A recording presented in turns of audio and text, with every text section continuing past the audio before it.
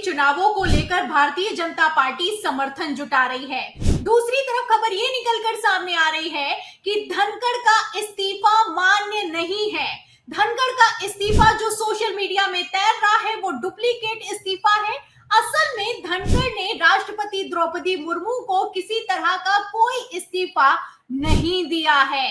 तो फिलहाल आरटीआई में क्या खुलासा हुआ है, खुलासा आपको बताएंगे और इस खुलासे के बाद कैसे उपराष्ट्रपति को लेकर दोस्तों एक बहुत बड़ा खुलासा होता हुआ नजर आ रहा है कि धनखड़ का इस्तीफा जो था वो पूरी तरह से फर्जी निकला है उपराष्ट्रपति का, और उपराष्ट्रपति को हाउस अरेस्ट करके रखा गया है। जी हाँ, हाउस अरेस्ट करके रखा गया है। ये अंदर सूत्रों के हवाले से जानकारी सामने निकल के आ रही है। वहीं पर मोदी शाह फिर से बुरी तरह से फंसते हुए नजर आ रहे हैं दोस्तों। जी हाँ, अभी एक तरफ एनडीए सरकार भारतीय जनता पार्टी पूरी तरह से उपराष्ट्रपति के लिए अपना बहुमत नहीं जुटा पाई है। एक तरफ चंद्रबाबू नायडू से उसका अलग ही मीटिंग चल रही है, तो दूसरी तरफ धनखड़ का इस्तीफा फर्जी निकला है। जी हाँ, दावा किया जा रहा है कि धनखड़ को हाउस अरेस्ट करके रखा गया है। आखिर क्या मंसूबा है और उपराष्ट्रपति के साथ इस तरह का रवैया जो केपी मलिक इस वीडियो के अंदर बताते हुए नजर आ रहे हैं, वाकई में चौंका देने वाला है दोस्तों।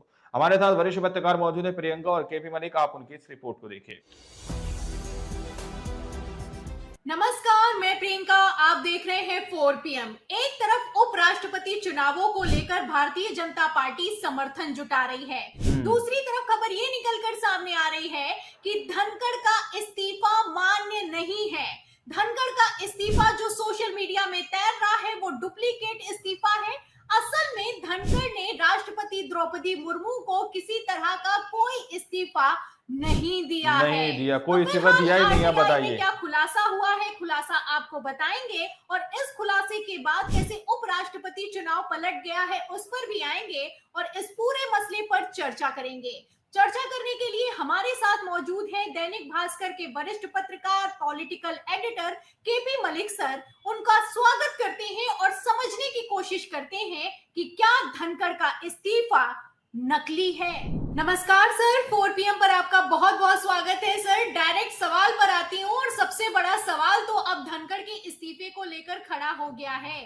सर, आरटीआई में बड़ा खुलासा हुआ है कि 21 जुलाई को राष्ट्रपति द्रौपदी मुर्मू से पूर्व उपराष्ट्रपति जगदीप धनखड़ की किसी तरह की कोई मुलाकात नहीं हुई है। अब जब मुलाकात नहीं हुई है तो इस्तीफा कैसे हो गया, पहली बात। और दूसरा सर सवाल यहाँ पर ये खड़ा होता है कि जब इस्तीफा ही नहीं हुआ तो धनखड़ को हटाया कैसे गया, क्योंकि 21 जुलाई की आधी रात आप जानते हैं कि किस तरीके से नोटिफिकेशन जारी किया गया और स्वास्थ्य कारणों का हवाला दिया गया। फिलहाल क्या हुआ है, क्यों हुआ है और जिस तरीके से आरटीआई में खुलासा हुआ है, इस पर आपको क्या लगता है कि धनखड़ के साथ आखिर क्या हुआ होगा जो इस्तीफा हुआ, धनखड़ गायब हुए और अब खबर है कि इस्तीफा नहीं हुआ नहीं हुआ। बड़ी हैरानी वाली बात ये हुई कि पहले ही दिन जिस प्रकार का आचरण राज्यसभा में देखा और जिस उपराष्ट्रपति को हम देखते थे कि वो हमेशा दीवार बन के भारतीय जनता पार्टी और भाजपा सरकार के लिए खड़े रहते थे, उनका रुख कुछ बदला बदला दिखाई दिया। और बाद में जो चीजें पता चली वो ये हुआ कि ये भारतीय जनता पार्टी के टोटली अगेंस्ट हो गए हैं, इस तरह की खबरें वहां फैल गई।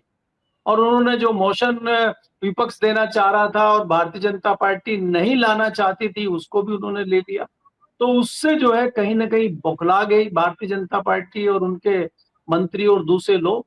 और मेरे पास तो यहाँ तक भी खबर है कि 21 तारीख की शाम को जब उन्होंने इस्तीफा देने से मना कर दिया तो उनके साथ धक्का मुक्की भी की गई। बताइए, इस तरह की भी खबरें आ रही हैं और चर्चाएं हमारे समाज में बनी हुई है। इसमें तो बहुत सारी चीजें हुई हैं और उसके बाद तत्काल वो रात को ही उनको पता नहीं वो कहाँ चले गए। उसके बाद से कह रहे हैं कि वो उपराष्ट्रपति एनक्लेव में हैं, लेकिन जब कोई मिलने जाता है, जब कोई देखने जाता है, उसको अंदर नहीं जाने दिया जा रहा है।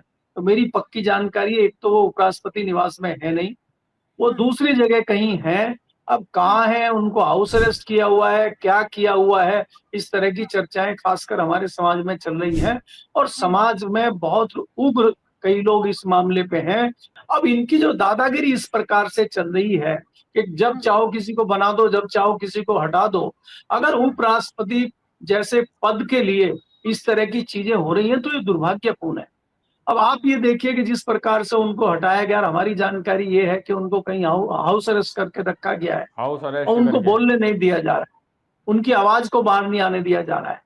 तो इसका क्या मतलब निकाला जाए कि तानाशाही चल रही है? तो हमारी जो जानकारी हुई है, जो लोगों से आपस में बात हुई है, वो ये बताया गया है कि वो अपने आधिकारिक निवास पे तो नहीं है, लेकिन इंडिया गेट की ही 1 किलोमीटर की परिधि के अंदर उनको कहीं रखा गया है।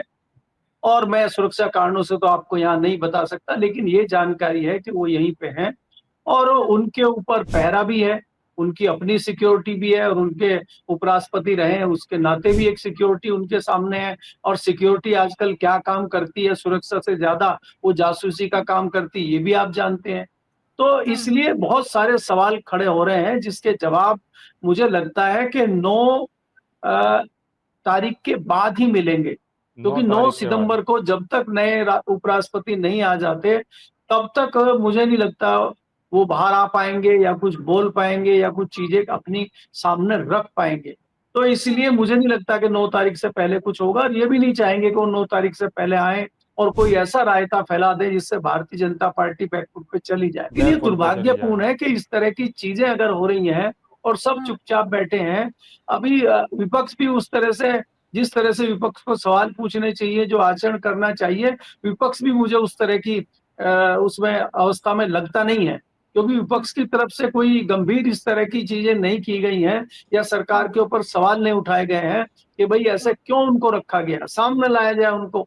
तो कपिल सिब्बल ने कहा था कि भाई हम कोर्ट में जाएं, क्या करें, वो गायब हैं, उनके ऊपर क्या किया जाए, तो लापता है, वो लापता है तो हम क्या करें। तो उसमें कोई कानूनी कार्रवाई होनी चाहिए। अगर भाजपा जवाब नहीं दे रही है, सरकार जवाब नहीं दे रही है, तो कपिल सिब्बल और दूसरे लोग जो सदस्य हैं उस सदन के, वो उनको जाना चाहिए कोर्ट में। अब क्यों नहीं गए, इसमें भी कोई राजनीति है, क्योंकि सियासी दल अपनी राजनीति पहले देखता है, बाकी चीजों को बाद में देखता है।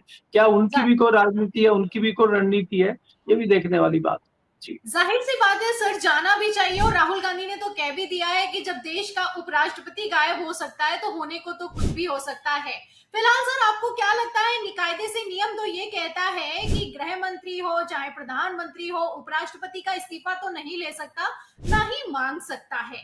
तो अब खबर ये निकलकर सामने आ रही है कि धनखड़ की जब राष्ट्रपति से मुलाकात ही नहीं हुई तो इस्तीफा कैसे हो गया। और अगर मुलाकात नहीं हुई है, आरटीआई के दावे में जो खुलासा हुआ है, इस हिसाब से क्या धनखड़ अभी भी उपराष्ट्रपति हैं? आपको क्या लगता है सर, ये जो जिस तरीके से ये इस्तीफा हुआ है, क्या ये पूरी तरीके से गैर कानूनी है सर? देखिए प्रियंका, पहली बात तो आपको ये देखना होगा, जब तक मीडिया में या बाहर आके धनखड़ खुद अपना स्टेटमेंट नहीं दे रहे हैं या जब तक वो नहीं बोल देते, तब तक तो ये राज ही रहेगा। अब क्या हुआ है क्या नहीं हुआ है ये कैसे माना जाए। अब वो इस्तीफा, अब यहाँ तो बहुत सारी डुप्लीकेट, नकली, फर्जी चीजें चल रही हैं। आपको याद होगा कई डिग्रियों पर भी विवाद चला था। तो जब तक सामने आके वो खुद साफ नहीं कर देते, खाली उनका एक इस्तीफे की कॉपी उनके ट्विटर हैंडल पे चिपका देना और प्रधानमंत्री जी का उनके स्वास्थ्य की कामना कर देना, इसके अलावा तो तीसरी चीज कहीं आई नहीं, ना कोई खबर आई, ना कोई न्यूज आई। अब वो न्यूज जो आती है वो गोदी मीडिया कुछ कुछ चला देता है। इसके अलावा इसमें सच्चाई क्या है ये सामने आना बहुत जरूरी है। और जैसा कि आपने कहा, अगर ऐसा है कि आरटीआई में जवाब दिया गया है कि उपराष्ट्रपति राष्ट्रपति भवन आए नहीं, तो ये तो और हैरानी की बात है। और आज भी अगर देखा जाए, अगर उन्होंने इस्तीफा नहीं दिया है, वो फर्जी इस्तीफा है या किसी ने जानबूझ के इस तरह का किया है, तो वो तो उपराष्ट्रपति हैं आज की तारीख में भी, तो वो खुद भी कई एक्शन ले सकते हैं। लेकिन वो कहाँ है, किस अवस्था में है, ये विपक्ष को चाहिए कि तत्काल इस मुद्दे का संज्ञान लेते हुए और ये आरटीआई को आधार बनाकर इस पर कुछ न कुछ एक्शन लिया जाए, चाहे वो सुप्रीम कोर्ट में जाना हो, चाहे जनता की अदालत में जाना हो। लेकिन इसमें महत्वपूर्ण भूमिका मुझे लगता है कि विपक्ष ही निभा सकता है। हम तो आवाज लगातार उठा ही रहे हैं, सवाल भी खड़ा कर रहे हैं। ये चाहे आप खड़ा करें चाहे मैं खड़ा करूं, हम तो सवाल खड़ा कर ही रहे हैं ना। भाई दोनों में से एक बात तो झूठ है, या तो आरटीआई झूठ है और या फिर ये इस्तीफा झूठ है। तो दोनों में से कौन सा झूठ है कौन सा सच है, तो इसमें दूध का दूध पानी का पानी होना चाहिए। और ये कौन करेगा, ये कैसे होगा? ये तो सिर्फ जगदीप धनखड़ ही कर सकते हैं, वही आके सामने बता सकते हैं। तो उनको सामने क्यों नहीं आने दिया जा रहा है? वो सामने क्यों नहीं आ रहे हैं? ये बहुत सारे सवाल हैं जिनके जवाब आना बाकी है। और ये सवाल का जवाब कौन देगा?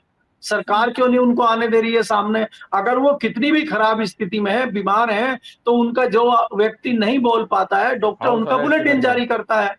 अगर उनकी वास्तव में तबीयत खराब है और वो कहीं बीमार है, तो उनका बुलेटिन जारी करे डॉक्टर। डॉक्टर जिम्मेदारी ले, कौन से हॉस्पिटल में है, कहाँ है? मीडिया में तो विजुअल आते हैं। कोई पहली बार तो इस तरह की घटना हो नहीं रही कि कोई व्यक्ति बीमार होके इस्तीफा दिया है। यहाँ तमाम जो है बड़े-बड़े पदों पर रह के लोग अस्पताल में रहे हैं और उनका हर घंटे बुलेटिन जारी होता है कि क्या स्थिति है, क्या नहीं है। तो इनका कोई बुलेटिन नहीं आ रहा है, इनकी कोई जानकारी नहीं आ रही है। ये क्या देश में मजाक हो रहा है? वो कोई क्लर्क तो नहीं थे कहीं।